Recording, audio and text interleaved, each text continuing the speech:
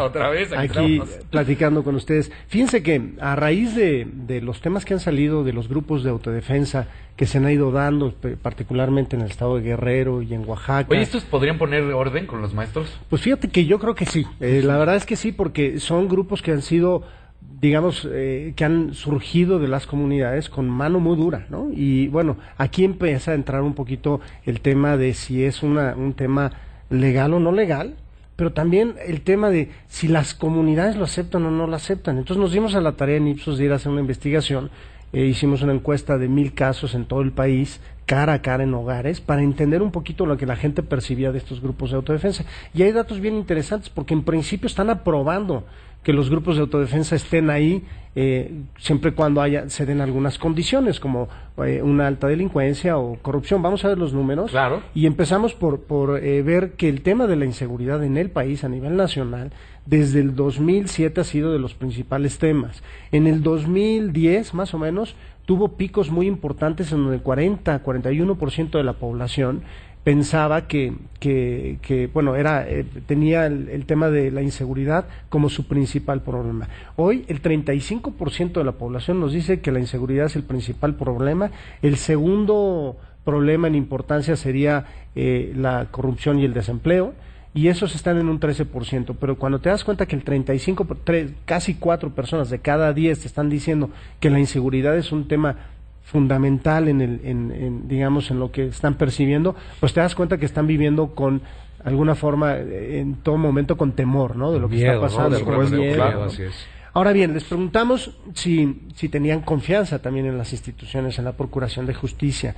El 40% tiene mucho o alguna confianza en las instituciones, específicamente en la Procuraduría General de Justicia, pero hay un 60% que dice que no tiene poca o nada de confianza en las instituciones. Y me imagino que se acerca más al nada, ¿no? Así es. Y entonces hay una, digamos, una gran parte de la población, la mayoría de la población, ¿sí?, que no tiene confianza. Entonces, y ahí es donde nace el fenómeno, ¿no? Así es, ahí por vive, supuesto. Ahí nace, y ahí es donde se expande. Estás dándole al punto clave, porque cuando surge un grupo de autodefensa, surge porque las mismas autoridades locales, esto, pues digamos, no lo estamos viendo en grandes dimensiones en ciudades como la Ciudad de México. La serie del país completa. Estamos atomizando la ciudad. Pero la realidad, y lo vemos hasta con esto mismo con los maestros, es que tienen tomada a las ciudades, tienen tomada los pueblos, le hacen. Entonces, cuando en un pueblo hay un crimen, y un crimen fuerte, que secuestran a una niñita, o que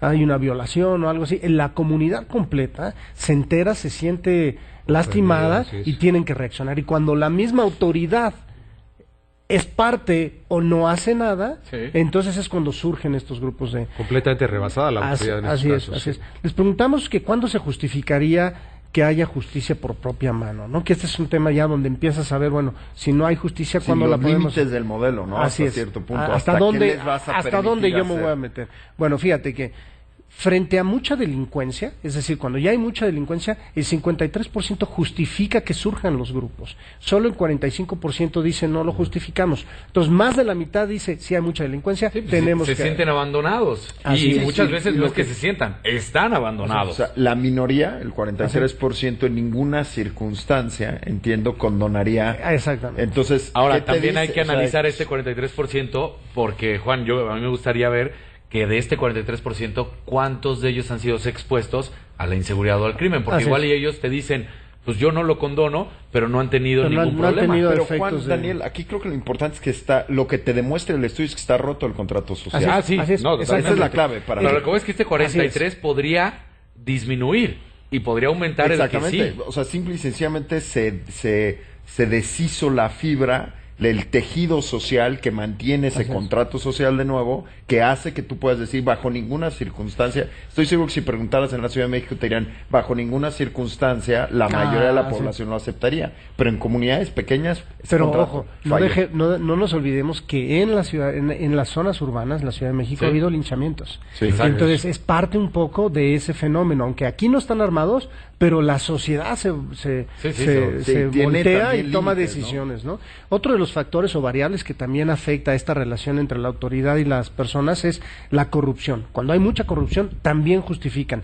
50% de la población dice sí, hay que autodefendernos, ¿no? Y luego, preguntando un poquito más allá, es decir, ok, ese es, digamos, hablábamos de la justicia por propia mano.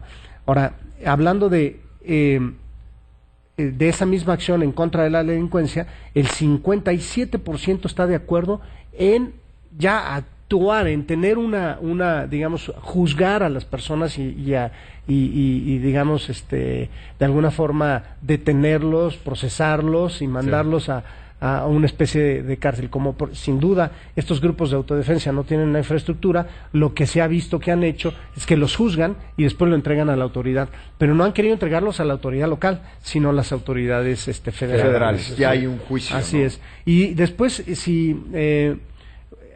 si esa justicia por propia mano se puede dar o no se puede dar, también hay un 47% que está de desacuerdo, pero un 51% que está totalmente de acuerdo que esto suceda. Ahora, la probabilidad de un estallido social, preguntándole a todos en general, un 61% nos dice que si la autoridad no reconstruye ese contrato, como le llamas, Álvaro, que muy bien definido para la gente, si no se reconstruye eso, sí puede haber un estallido social. Y un 61% es alto. Es muy alto, es muy alto. O sea que la autoridad tiene que hacer algo para restablecer ese fenómeno. Y además, creo que el punto que no se termina de analizar es que después, a futuro, ¿qué pasa, no? Porque estos grupos luego toman el poder. Así es, así es. Y las comunidades se están sintiendo tranquilas con estos grupos de autodefensa. Vamos a hacer una pausa y regresamos. Estamos en el noticiario de Eduardo Ruiz Gil.